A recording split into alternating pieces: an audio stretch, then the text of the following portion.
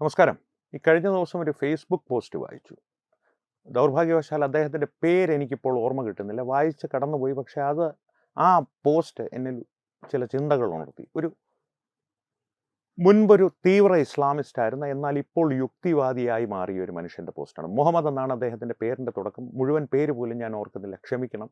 ആ Facebook post വീണ്ടും കണ്ടുപിടിക്കുവാനുള്ളൊരു ശ്രമം ഞാൻ നടത്തുന്നുണ്ട്. അത് ലഭിച്ചാൽ ഉടൻ കമൻറ്റിൽ ഞാൻ ആ ലിങ്കും പ്രേക്ഷകർക്ക് വേണ്ടി പോസ്റ്റ് ചെയ്തേക്കാം. പക്ഷേ ആ പോസ്റ്റിൻ്റെ ഒരു സാരാംശം എന്ന് പറഞ്ഞു കഴിഞ്ഞാൽ, ആ പോസ്റ്റ് വായിച്ചതിനെ തുടർന്ന് ഞാൻ അദ്ദേഹത്തിൻ്റെ പേജിലെ 1-2 പോസ്റ്റുകൾ തുടർന്നും വായിച്ചു. പക്ഷേ എന്തോ കാരണവശാൽ ചില തിരക്കുകളിൽ പെട്ടുപോയതുകൊണ്ട് തിരിച്ച് ആ പേജ് കണ്ടെത്തുവാൻ എനിക്ക് സാധിച്ചില്ല. അദ്ദേഹത്തിൻ്റെ ഒരു പോസ്റ്റുകളുടെ സാരാംശം എന്ന് പറഞ്ഞു കഴിഞ്ഞാൽ, അദ്ദേഹം ഒരു തീവ്ര ഇസ്ലാമിസ്റ്റ് ആയിരുന്നു. അദ്ദേഹം തന്നെ അദ്ദേഹത്തെ വിശേഷിപ്പിക്കുന്നത്, ഞാൻ മുമ്പൊരു സുഡാപ്പിയായിരുന്നു, ജിഹാദിയായിരുന്നു എന്നാണ് അദ്ദേഹം തന്നെ വിശേഷിപ്പിക്കുന്നത്. ആ കാലഘട്ടത്തിൽ നിന്ന് ഒരു യുക്തിവാദിയായി അദ്ദേഹം മാറിയത് ഈ സമീപകാലത്താണ്. യുക്തിവാദി എന്നുള്ളത് ഒരു പദം ഞാൻ ഉപയോഗിക്കുമ്പോൾ പ്രേക്ഷകർ ഒരു കാര്യം ശ്രദ്ധിക്കുക: യുക്തിവാദിയും നിരീശ്വരവാദിയും തമ്മിൽ വ്യത്യാസമുണ്ട്.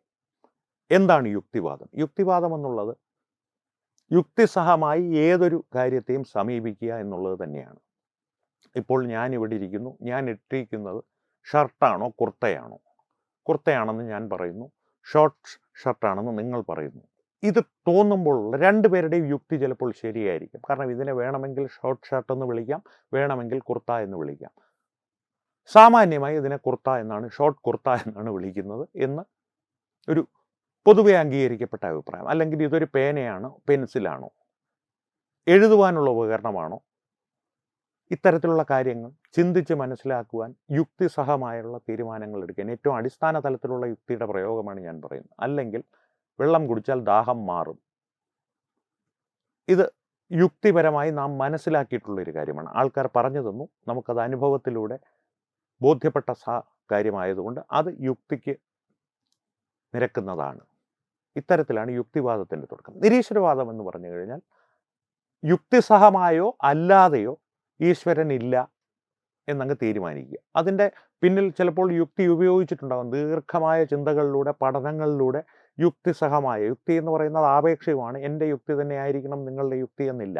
ഒരു യുക്തിയിൽ എത്തിച്ചേർന്ന ഒരു തീരുമാനം ആ യുക്തിയുടെ അടിസ്ഥാനത്തിൽ, അല്ലെങ്കിൽ നിരവധി യുക്തികളുടെ ഒരു സങ്കലനത്തിൻ്റെ അടിസ്ഥാനത്തിൽ എത്തിച്ചേർന്ന ഒരു തീരുമാനമാകാം നിരീശ്വരവാദം എന്നുള്ളത്. ഈ നിരീശ്വരവാദിയായി, യുക്തിവാദിയായി ഇദ്ദേഹം മാറി. ആ യുക്തിയുടെ അടിസ്ഥാനത്തിൽ ഈ ഞാൻ പറഞ്ഞ ഇദ്ദേഹം, മുൻപ് ജിഹാദി ആയിരുന്നു ഞാൻ എന്ന് സ്വയം വിശേഷിപ്പിക്കുന്ന ആ മുഹമ്മദ് എന്ന വ്യക്തി, യുക്തിവാദിയായി മാറുകയും അദ്ദേഹം മുൻപ് അനുഷ്ഠിച്ചിരുന്ന മതാനുഷ്ഠാനങ്ങളെയെല്ലാം പാടെ തള്ളിക്കളയുകയും ചെയ്തു.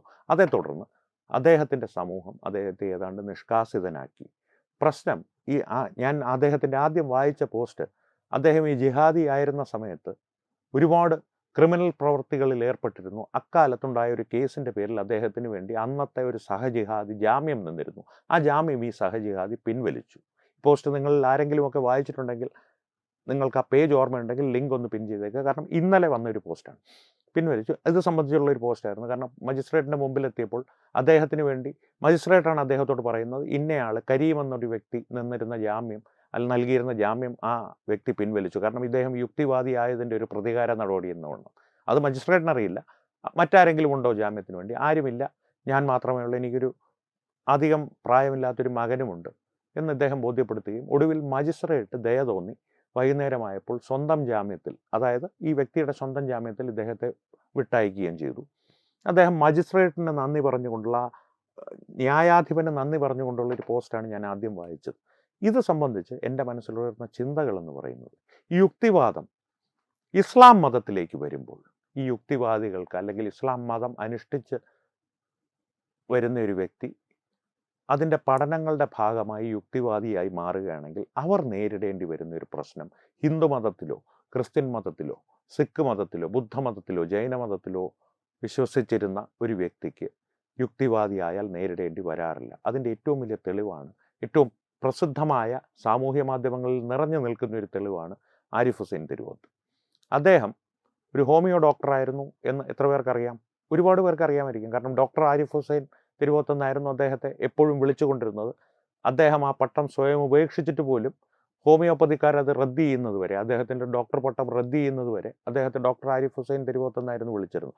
പക്ഷേ താൻ പഠിച്ച ആ ചികിത്സാശാഖ ശരിയല്ല എന്ന് അദ്ദേഹത്തിന് തോന്നി. അതൊരു സ്യൂഡോ സയൻസാണ്, കപടശാസ്ത്രമാണ് എന്നുള്ളൊരു തോന്നൽ അദ്ദേഹത്തിനുണ്ടാവുകയും ആ പഠനം തന്നെ, താൻ പഠിച്ച് നേടിയ ആ ഡിഗ്രി തന്നെ ഞാൻ ഇനി എൻ്റെ ജീവിതത്തിൽ പ്രയോജനപ്പെടുത്തുന്നില്ല എന്നുള്ളൊരു തീരുമാനം അദ്ദേഹം എടുത്തു. അദ്ദേഹത്തിൻ്റെ പത്നിയാകട്ടെ, അമ്മയാകട്ടെ, അദ്ദേഹത്തിൻ്റെ കുടുംബമാകട്ടെ, അദ്ദേഹത്തിൻ്റെ ചുറ്റും അക്കാലത്തുണ്ടായിരുന്ന ഇസ്ലാമിക സമൂഹമാകട്ടെ, എല്ലാവിധ പിന്തുണകളും ഇത്തരത്തിലുള്ള ഒരു കാര്യത്തിന്. ഒന്ന് ആലോചിച്ച് നോക്കൂ, ദീർഘകാലം പഠനം, അതിനുവേണ്ടി ചിലവാക്കിയ സമയം, പണം, ഇതിലെല്ലാം കൂടി ആർജിച്ചൊരു വിദ്യ, അതുവഴിയുള്ളൊരു ഉപജീവന മാർഗം, അതിനെയാണ് ഉപേക്ഷിക്കാൻ ഒരു വ്യക്തി തീരുമാനിക്കുന്നത്.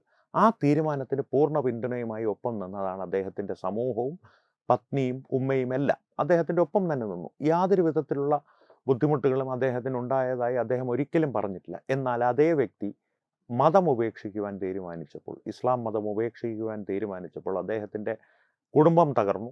അതിൻ്റെ വിശദാംശങ്ങളിലേക്ക് ഞാൻ പോകുന്നില്ല. അദ്ദേഹം ഒറ്റപ്പെട്ടു.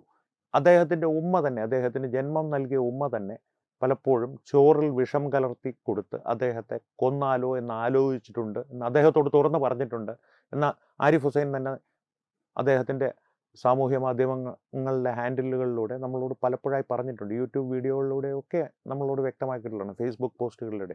അദ്ദേഹത്തിൻ്റെ ഉമ്മയുടെ മരണം സംബന്ധിച്ചുള്ളൊരു പോസ്റ്റും ഈ അടുത്ത കാലത്ത് വന്നിരുന്നു. അത് സംബന്ധിച്ചൊരു വിശകലനം തത്വമയി ന്യൂസിൽ ഹരി പ്രേക്ഷകരുടെ മുമ്പിൽ അവതരിപ്പിച്ചിരുന്നു. അപ്പോൾ ഇത്തരത്തിലുള്ളൊരു ദുർബലമായ ചിന്താഗതി ഒരു സമൂഹത്തിന് എങ്ങനെ ഉണ്ടാകുന്നു?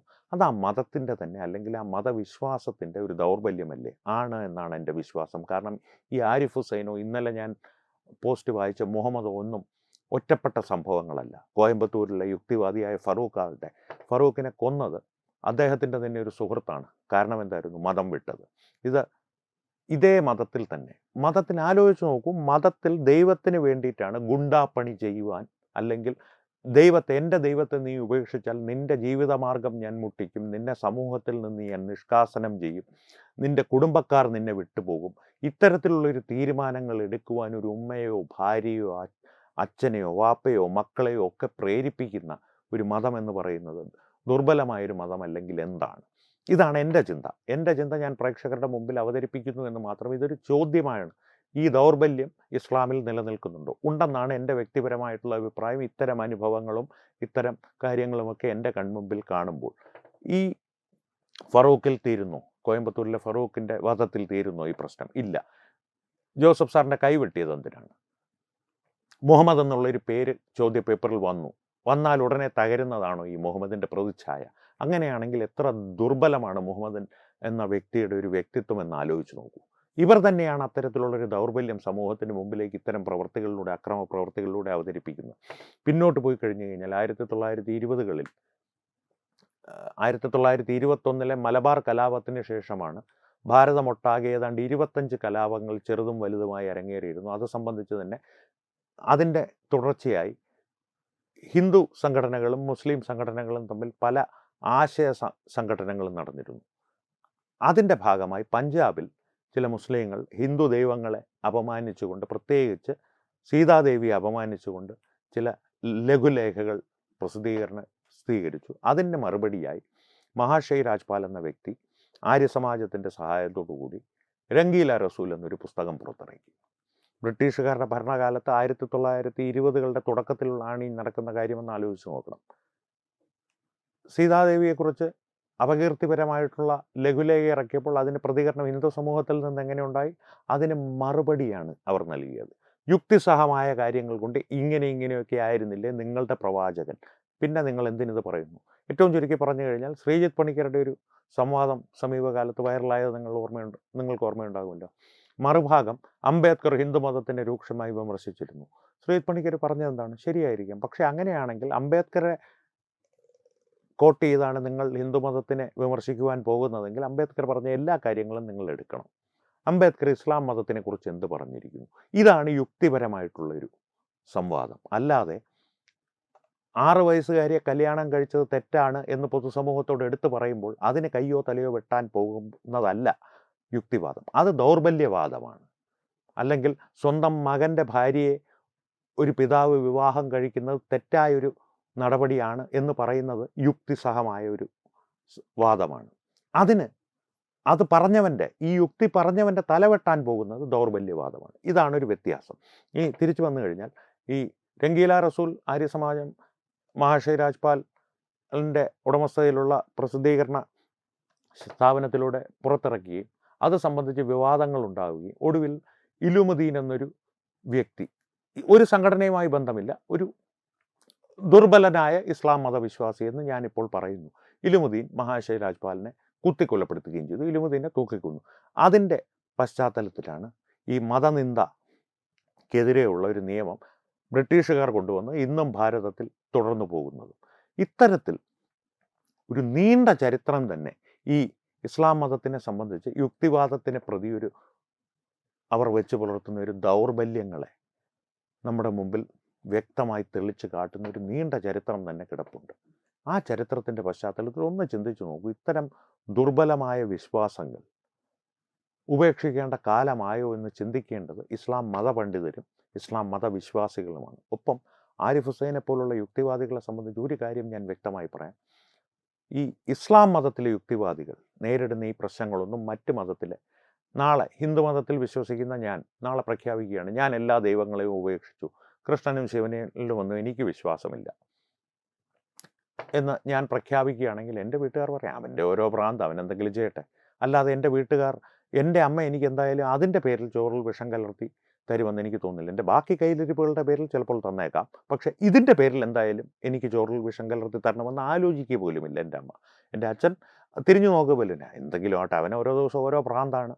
അല്ലെങ്കിൽ എൻ്റെ പത്നിയോ എൻ്റെ സഹോദരിയോ ഒന്നും ഞാനെന്ന് പറയുന്ന ഒരു വ്യക്തിയായിട്ട് കാണണ്ട, ഹിന്ദു മതത്തിൻ്റെ ഒരു പരിച്ഛേദമായിട്ട് കണ്ടാൽ മതി. ക്രിസ്ത്യൻ മതത്തിൽ മുൻപ് തെമ്മാടിക്കുഴിയിൽ അടക്കുമെന്നുള്ള ഭീഷണിയും ഇടവകയിൽ അച്ഛൻ്റെ അടുത്ത് കൊണ്ടുപോയി തലയിൽ കൈ വയ്ക്കുകയോ ഒന്ന് വെഞ്ചരിപ്പിക്കാച്ചോ ഒന്ന് ഉപദേശിക്കണമെന്നൊക്കെ പറയുകയും ചെയ്താൽ പോലും പിന്നെയും ആ പ്രവൃത്തി ആ വ്യക്തി തുടരുകയാണെങ്കിൽ ആ കുടുംബം എന്തെങ്കിലും ആകട്ടെ ജീവിച്ചു പോകുന്നുണ്ടല്ലോ സമാധാനമായിട്ട്, ബാക്കിയുള്ള കാര്യങ്ങളിലൊന്നും പ്രശ്നം ഉണ്ടാക്കാൻ പോകുന്നില്ലല്ലോ എന്നുള്ളൊരു മനസ്ഥിതി ക്രിസ്ത്യൻ മതത്തിൻ്റെ ഭാഗത്തും മറ്റ് മതങ്ങളിലും അങ്ങനെ തന്നെയായിരുന്നു. പക്ഷേ ഇസ്ലാം മതത്തിൻ്റെ ഭാഗത്ത് അങ്ങനെയല്ല. അത് അടിസ്ഥാനപരമായി നമ്മളോട് പറയുന്നത് ആ മതത്തിൻ്റെ ഒരു ദൗർബല്യമാണെന്നുള്ളതാണ് വാസ്തവം. നിങ്ങളുടെ പ്രതികരണം ഇക്കാര്യത്തിൽ എന്താണ്, നിങ്ങളുടെ അഭിപ്രായം എന്താണെന്നുള്ളത് അറിയുവാൻ താല്പര്യമുണ്ട്. കാരണം ഇതൊരു സംവാദമായി വളരേണ്ടതാണ്. കാരണം ഇവർ അനുഭവിക്കുന്ന ഒരു ഒറ്റപ്പെടലെന്ന് പറയുന്നത്, അത് ആരിഫ് ഹുസൈൻ തെരുവോത്താവട്ടെ, ആരിഫ് ഹുസൈൻ തെരുവോത്ത് വളരെ ജോളിയായിട്ട് തന്നെ ഇതിനെല്ലാം നേരിടാനുള്ള പരിശീലനം നേടിക്കഴിഞ്ഞു, അതിനുള്ള ഒരു മനക്കെട്ടി നേടിക്കഴിഞ്ഞു. പക്ഷേ ഇതുപോലുള്ള ഈ മുഹമ്മദിനെ പോലുള്ള പുതുയുക്തിവാദികളുണ്ടല്ലോ, ഇതിൽ നിന്ന് പുറത്തു വന്ന, അദ്ദേഹം തന്നെ പറയുന്ന ജിഹാദി തരത്തിൽ നിന്ന് പുറത്തു വന്ന പുതുയുക്തിവാദികൾക്ക് സമൂഹത്തിൻ്റെ ഒരു പിന്തുണ ആവശ്യമാണ്. കാരണം ഇവർ ചെയ്യുന്ന സേവനം ചില്ലറയല്ല. ഒരു പരിവർത്തനം കൊണ്ടുവരുന്നത്, ഇത്രയും ദുർബലമായ വിശ്വാസങ്ങൾ മുറുകെ പിടിച്ച് ജീവിക്കുന്ന ഒരു സമൂഹത്തിൻ്റെ ഇടയിൽ ഇവർ കൊണ്ടുവരുവാൻ ശ്രമിക്കുന്ന ഒരു പരിവർത്തനം ചില്ലറയല്ല. അകത്തു നിന്ന്, ആ മതത്തിൻ്റെ അകത്തു നിന്ന് പരിവർത്തനം നടത്താൻ ശ്രമിച്ച ഒരു വ്യക്തി ഉണ്ടായിരുന്നു, ചേകന്നൂർ മൗലവി. ചേകന്നൂർ മൗലവിയെ ഒട്ടും അപമാനിക്കാതെ തന്നെ ഞാൻ പറയട്ടെ, ഈ ദുർബല വിശ്വാസികൾ അദ്ദേഹത്തെ ആനിക് സ്പ്രേ പോലെ ആക്കി കളഞ്ഞു, പൊടി പോലുമില്ല കണ്ടുപിടിക്കുവാൻ എന്നുള്ളൊരവസ്ഥയിലാക്കി കളഞ്ഞു.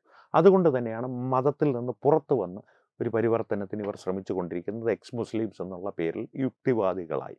നിരീശ്വരവാദികളാണോ അവർ എന്ന് ചോദിച്ചാൽ അവരിൽ പലരും നിരീശ്വരവാദികളാണ്, പക്ഷെ അവരിൽ മിക്കവരും യുക്തിവാദികളാണ്.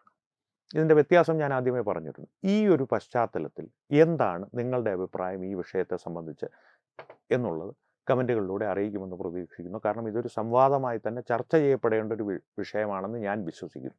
നിങ്ങളുടെ അഭിപ്രായങ്ങൾ കമൻറ്റുകളിലൂടെ അറിയിക്കുക. വീണ്ടും കാണാം. നന്ദി, നമസ്കാരം. HIV അണുബാധ സന്തോഷപൂർണമായ ഒരു ജീവിതത്തിന് തടസ്സമല്ല. HIV അണുബാധയ്ക്ക് ഫലപ്രദമായ ചികിത്സ ഇന്ന് ലഭ്യമാണ്. ഇതിന് യഥാസമയം അണുബാധ കണ്ടെത്തുന്നതും കാലേക്കൂട്ടി ചികിത്സ നടത്തേണ്ടതും അത്യാവശ്യമാണ്. സൗജന്യമായ ചികിത്സയും മാർഗനിർദ്ദേശങ്ങളും സർക്കാർ ആശുപത്രികളിലെ ART അഥവാ ഉഷസ് കേന്ദ്രങ്ങളിൽ ലഭ്യമാണ്. ആരോഗ്യ സംരക്ഷണം ഓരോരുത്തരുടെയും ഉത്തരവാദിത്തമാണ്.